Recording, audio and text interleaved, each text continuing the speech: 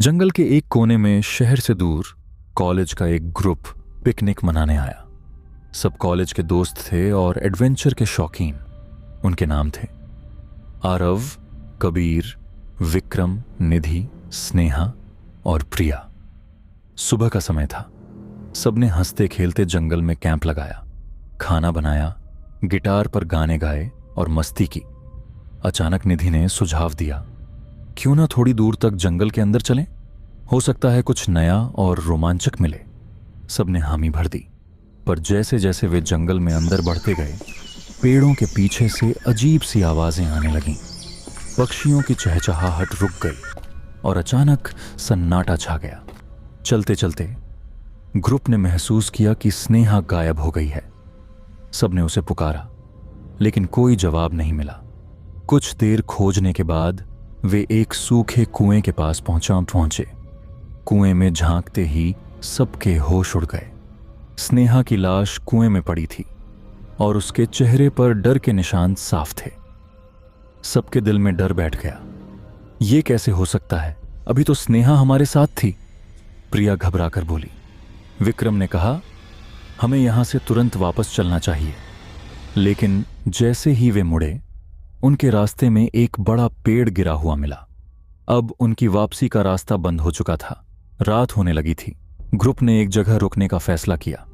वे आग जलाकर बैठे ही थे कि अचानक कबीर चिल्लाया, कोई मेरा गला दबा रहा है। सबके सामने कबीर जमीन पर गिर पड़ा। उसके गले पर गहरे निशान थे, लेकिन वहां कोई नहीं था। अब बचा ग्रुप पूरी तरह डर चुका था। आरव ने कहा, यहां कुछ गलत है। शायद यह जगह अभिशप्त है। हमें तुरंत जंगल से निकलना होगा।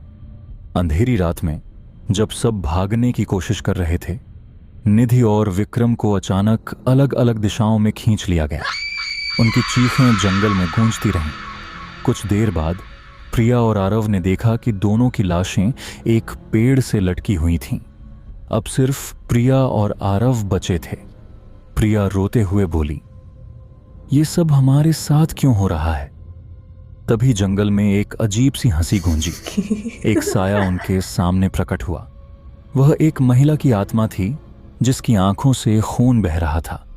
उसने कहा, यह जंगल मेरा है।